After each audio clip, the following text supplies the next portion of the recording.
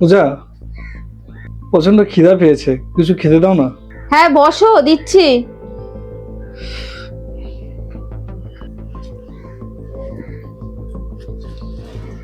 বললাম যে একটা চামচ আনো নি, আমার হাতে প্রচন্ড ব্যথা, আমি কিভাবে খাবো? একটা চামচ এনে দাও না।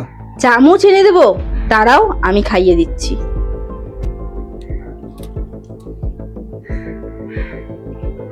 হুম, রান্নাটা তুমি দারুণ করেছো গো। বলছিলাম যে বাবু, কি ব্যাপার, তোকে তোর বউ খাইয়ে দিচ্ছে, তোর হাত কি খারাপ হয়ে গেছে নাকি?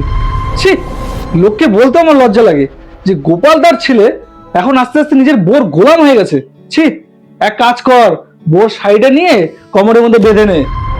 ছোট লোক কোথাকার। ছি, 1 মিনিট বাবা, সব সময় তুমি আমাকে এই কথাটাই বলো, আমি বোর গোলাম হয়ে গেছি, বোর গোলাম হয়ে গেছি।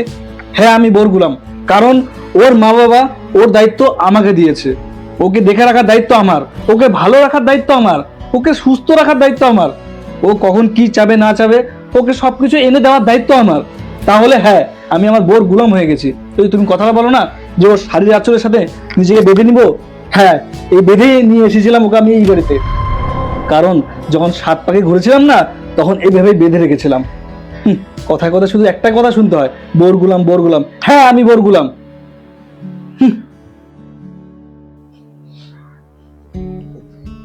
তোমার বাবার সাথে এইভাবে কথা বলা উচিত হয়নি। কেন বলবো না? তুমি আমাকে বলো তো, কেন বলবো না? সব সময় একই কথা শুনতে লাগে, বোর গুলাম, বোর গুলাম।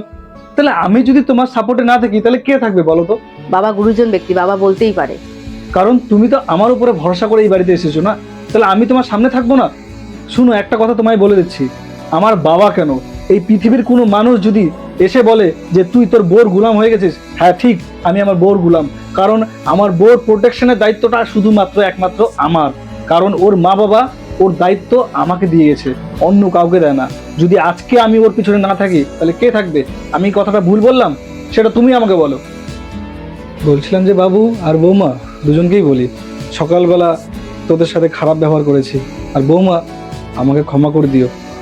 আমি ভুলে গেছিলাম যে আমার ছেলেরও তো তোমার প্রতি কোনো একটা দায়িত্ব আছে। আমার ক্ষমা করে দিও। না বাবা, আমার কাছে ক্ষমা চেয়ে আমাকে ছোট করবেন না। আপনি গুরুজন ব্যক্তি, আপনি বলতেই পারেন। আপনি বুঝতে পেরেছেন, এটাই অনেক। কেউ যদি বলে আমি বোর গোলাম, হ্যাঁ সত্যি, কথাটা শুনে লজ্জা পেয়ে কোনো লাভ নেই। কারণ হলো, স্ত্রীদের প্রোটেকশন দেওয়া স্বামীদেরই কর্তব্য। আশা করি বন্ধুরা ভিডিওর মাধ্যমে আপনাদের বোঝাতে পেরেছি। ভিডিওটা যদি ভালো লাগে তাহলে অবশ্যই একটা লাইক করবেন, আর ভিডিওটা শেয়ার করতে একদমই ভুলবেন না আপনার প্রিয় মানুষটাকে।